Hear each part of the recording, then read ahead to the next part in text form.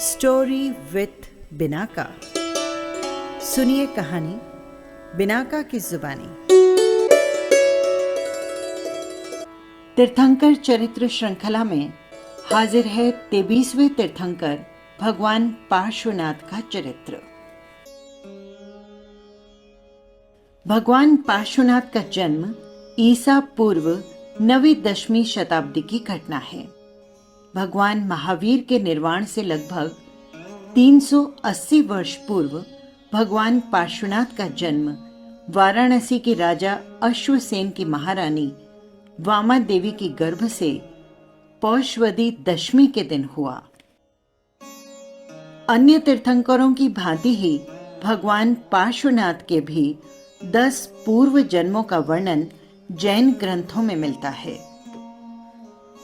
ग्रंथों के अनुसार वे पहले जन्म में मरुभूति नाम के ब्राह्मण बने, दूसरे जन्म में वज्रघोष नाम के हाथी बने, तीसरे जन्म में स्वर्ग के देवता और चौथे जन्म में रश्मि वेग नाम के राजा बने। पांचवें जन्म में देव, छठे जन्म में वज्रनाभि नाम के चक्रवर्ती सम्राट और 7वें जन्म में देवता बने। 8वें जन्म में आनंद नामक राजा और 9वें जन्म में स्वर्ग के राजा इंद्र और 10वें जन्म में तीर्थंकर बने। इन पूर्व जन्मों की घटनाओं पर विचार करने से प्रतीत होता है कि भगवान पार्श्वनाथ क्षमा और करुणा के अवतार थे।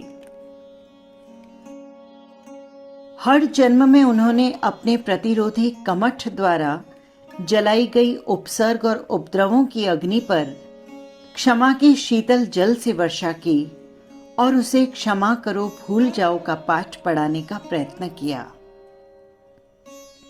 आइए सुनते हैं भगवान पार्श्वनाथ का पहला जन्म कमठ और मरुभूति। पोतानुपुर के अरविंद राजा के राजपुरोहित के 2 पुत्र थे, कमठ और मरुभूति। कमठ दुराचारी और क्रोधी स्वभाव का था, वहीं पर मरुभूति शांत और सदाचारी। पिता की मृत्यु के बाद राजपुरोहित के पद का अधिकारी कमठ बना, परंतु उसके दुष्ट स्वभाव के कारण राजा ने मरुभूति को राजपुरोहित का पद दे दिया। इस कारण कमठ मरुभूति से मन ही मन जलने लगा। मरुभूति की अनुपस्थिति में कमठ ने उसकी पत्नी वसुंधरा से प्रेम संबंध जोड़ लिया। मरुभूति को जब इस बात का पता चला तो उसने राजा से शिकायत की। राजा ने कमठ को अपमानित और प्रताड़ित करके देश से निकाल दिया।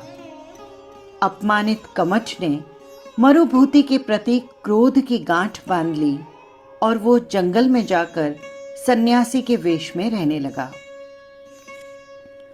कुछ समय बाद मरुभूति के मन में आया कि मेरे द्वारा शिकायत करने पर ही राजा ने मेरे भाई कमठ को अपमानित और निष्कासित किया है, इसीलिए मुझे उससे क्षमा मांगनी चाहिए।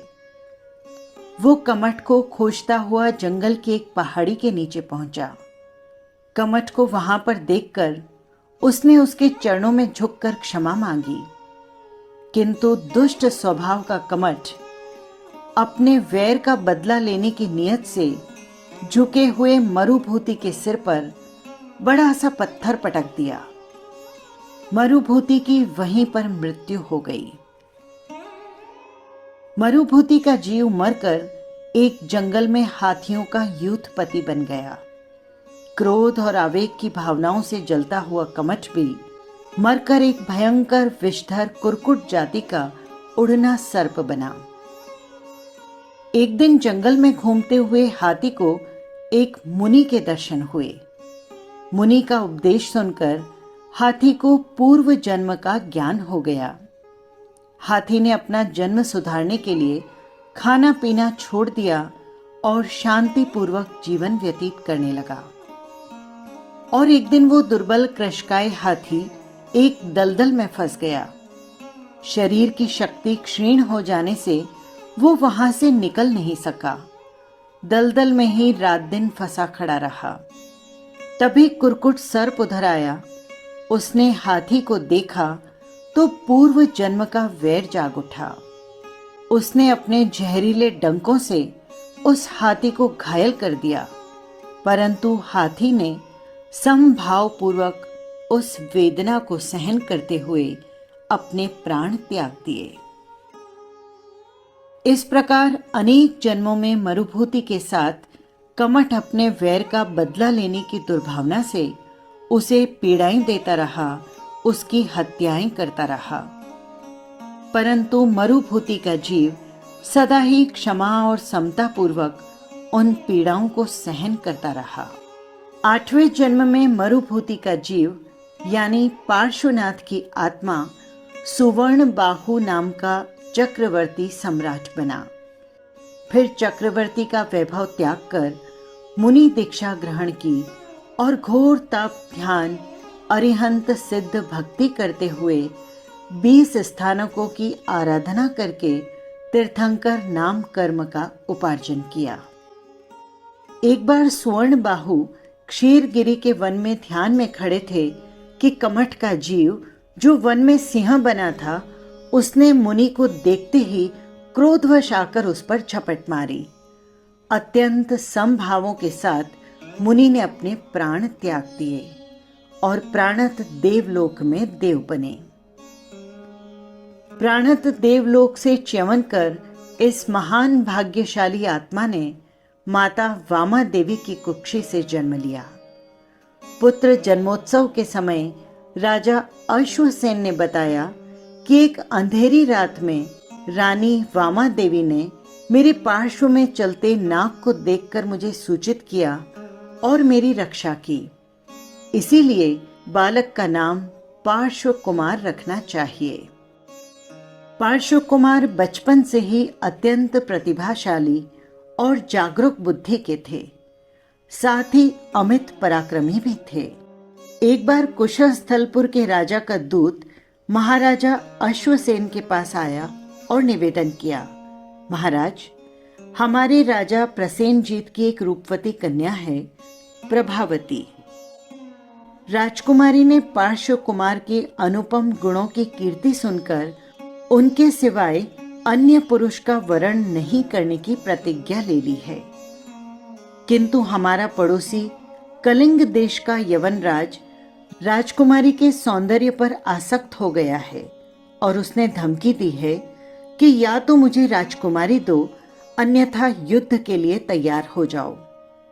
यवनराज ने अपनी विशाल सेना के साथ हमारे नगर को चारों दिशा से घेर लिया है, इसीलिए अब आप हमारी सहायता कीजिए। महाराज अश्वसेन न्याय और नीति के पक्षधर थे। उन्होंने तुरंत ही कुशस्थलपुर की रक्षा के लिए सेना को सज्ज होने का आदेश दिया और स्वयं भी युद्ध के लिए तैयार हुए। तब पार्श्वनाथ ने पिता से कहा, पिताश्री, आप मुझे आज्ञा दीजिए, मैं कुशस्थलपुर की रक्षा करूंगा। पिता की आज्ञा लेकर पार्श्व कुमार युद्ध के लिए चल पड़े। तभी शुक्र महाराज का सारथी संग्रामिक रथ लेकर उपस्थित हुआ और उसने निवेदन किया, कुमार, शक्रेंद्र महाराज ने आपकी सेवा में ये आकाशगामी दिव्य रथ भेजा है। आप इस पर आरूढ़ होकर युद्ध के लिए प्रस्थान करें। पार्श्व कुमार अपने विशाल सैन्य बल के साथ आकाशगामी रथ पर चढ़कर युद्ध भूमि में जा पहुंचे। पार्श्व कुमार ने यवनराज के पास संदेश भेजा कि राजा प्रसेनजीत ने महाराज अश्वसेन की शरण ग्रहण की है। शरणागत की रक्षा करना क्षत्रिय का परम धर्म है और फिर तुम अन्याय कर रहे हो। राजा प्रसेनजीत न्याय के पथ पर हैं, अतः अपनी भलाई चाहते हो तो वापस चले जाओ, अन्यथा अपने प्राणों की आहुति देने के लिए तैयार रहो। पार्श्व कुमार के सैन्य बल, पराक्रम और प्रचंड तेज के सामने यवनराज भयभीत हो उठा। वो विविध उपहार लेकर उनके चरणों में आ गया, अपनी भूल के लिए क्षमा मांगी और राजा प्रसेनजीत से मैत्री करके वहां से वापस लौट गया। पार्श्व कुमार विजय ध्वजा फहराते हुए वाराणसी लौट आए। राजा प्रसेनजीत भी अपनी कन्या प्रभावती को साथ लेकर आए और महाराजा अश्वसेन से पुत्र वधू के रूप में प्रभावती को स्वीकार करने की प्रार्थना की। पार्श्व कुमार विवाह के बंधन में नहीं बंधना चाहते थे, किंतु माता पिता की स्नेहपूर्ण भावना का आदर करते हुए उन्होंने प्रभावती के साथ पाणी ग्रहण कर लिया। किंतु वे भी भोगों से अलिप्त रहकर त्याग संयममय जीवन जीते हुए अधिकांश समय चिंतन में ही बिताते रहे। एक दिन पार्श्व कुमार ने देखा कि नगर की जनता पूजा अर्चना की सामग्री लेकर नगर के बाहर जा रही है। पूछने पर पता चला कि कमठ नाम का तापस नगर के बाहर पंचांगनी तप कर रहा है और उसी को देखने के लिए झुंड के झुंड वहां चले जा रहे हैं। कमठ का नाम सुनते ही कुमार ने जान लिया कि ये वही कमठ है और यहाँ पर भी अज्ञान और पाखंड फैलाकर धर्म भीरु जनता को हिंसात्मक यज्ञ तथा अज्ञान तप के अंधकार में धकेल रहा है। कुमार अपने अनुचरों को साथ लेकर तापस की धूनी पर पहुंचे और कमठ से बोले, हे कमठ, आप ये अज्ञान तप करके स्वयं को व्यर्थ ही कष्ट दे रहे हैं। साथ ही यज्ञ कुंड की लकड़ियों में पंचेंद्रिय जीव नाग और नागिन जल रहे हैं, उनकी हिंसा भी आप कर रहे हैं। कुमार की बातें सुनकर तापस आग बबूला हो उठा। बोला, कुमार, आप क्या जाने धर्म को, यज्ञ को और तप को, क्यों व्यर्थ में ही आप हमारे यज्ञ और तप में विघ्न डाल रहे हैं। पार्श्व कुमार ने कहा, धर्म और तप का मूल दया है। आपके यज्ञ कुंड में तो एक नाग युगल जल रहा है। तब तापस ने क्रुद्ध होकर कहा, यह असत्य है। तब पार्श्व कुमार ने अपने अनुचरों को आदेश दिया, यज्ञ कुंड की जलती हुई लकड़ियों को हटाकर धीरे से उसको चीरा गया तो उसमें से अध जला एक नाग युगल निकला जो पीड़ा से तड़प रहा था। पार्श्व कुमार ने तत्काल उन्हें नवकार मंत्र सुनाया, अरिहंत सिद्ध का शरण दिलाया, शुभ भावों के साथ प्राण त्याग कर नाग इंद्र धर्णेंद्र और नागिन धर्णेंद्र की रानी पद्मावती बनी। इसी प्रसंग से जनता में कमठ तापस की प्रतिष्ठा खत्म हो गई। वो क्रोध और रोष से भन्नाता हुआ अज्ञान तप करता रहा, मरकर असुरों का मेघमाली देव बना। इस घटना से सुपार्श्व कुमार का चिंतन नई दिशा में मुड़ गया। वे सोचने लगे, अज्ञान और पाखंड के चक्कर में पड़ी इस भोली जनता को धर्म का सच्चा मार्ग दिखाना चाहिए। अतः वे संसार त्याग कर दीक्षा लेने के लिए प्रस्तुत हुए। इसी बीच एक दिन वे एक उद्यान में भ्रमण करने के लिए गए। वहां पर भगवान अरिष्ट नेमि के विवाह और वैराग्य आदि के भित्ति चित्र देखने से उनका मन शीघ्र ही संयम लेने को उद्यत हो गया। वर्षिदान देकर अपने पिता की मौजूदगी में पौष कृष्णा एकादशी के दिन अशोक वृक्ष के नीचे आपने दीक्षा ले ली।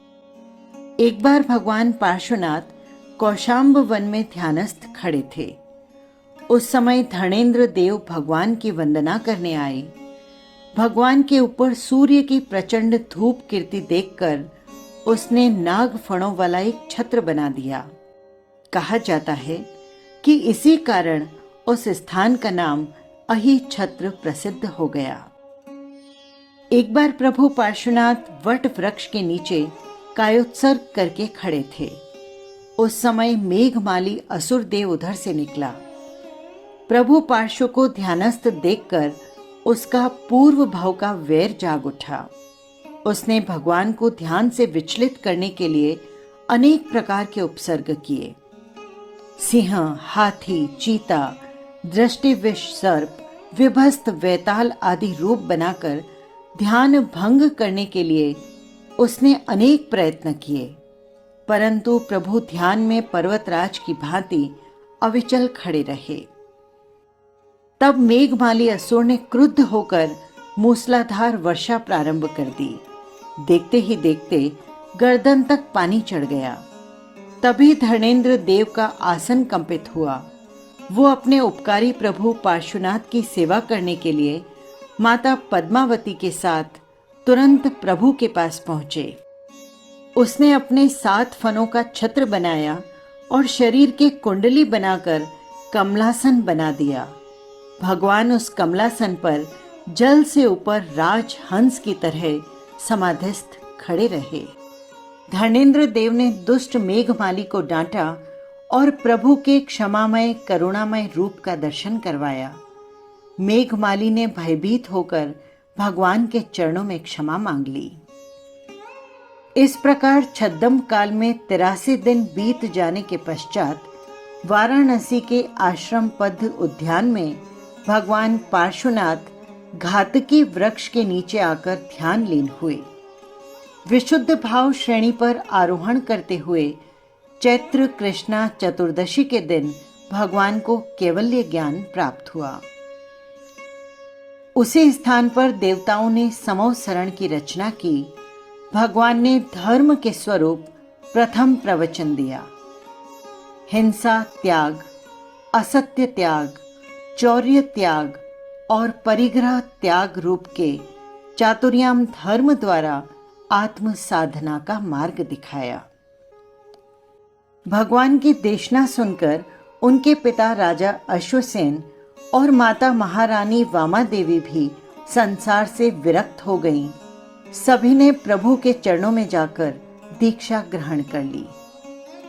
उस समय के प्रसिद्ध वेद पाठी विद्वान शुभदत्त आदि अनेकों विद्वानों और राजकुमारों आदि ने भगवान की देशना से प्रबुद्ध होकर दीक्षा ग्रहण की।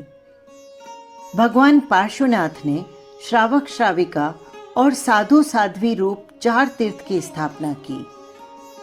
शुभदत्त उनके प्रथम गणधर बने और भगवान पार्श्वनाथ के धर्म तीर्थ में कुल 8 गणधर हुए। अनेक विद्वानों का मत है कि भगवान पार्श्वनाथ का चतुर्मास धर्म उस समय समग्र भारत में प्रमुख धर्म मार्ग के रूप में मान्यता प्राप्त था। तथागत बुद्ध ने भी पहले इसी चातुर्मास धर्म मार्ग को ग्रहण किया, फिर इसी के आधार पर अष्टांगिक धर्म का प्रवर्तन किया। भगवान पार्श्वनाथ 30 वर्ष तक गृहस्थ जीवन में रहे। तत्पश्चात 70 वर्ष तक संयममय जीवन जीते हुए श्रावण शुक्ला पंचमी के दिन 100 वर्ष का पूर्ण आयुष्य भोग कर सम्मेट शिखर पर मोक्ष को प्राप्त हुए। ये था 23वें तीर्थंकर भगवान पार्श्वनाथ का चरित्र। 24वें तीर्थंकर चरित्र के साथ फिर मिलेंगे। जय जिनेंद्र।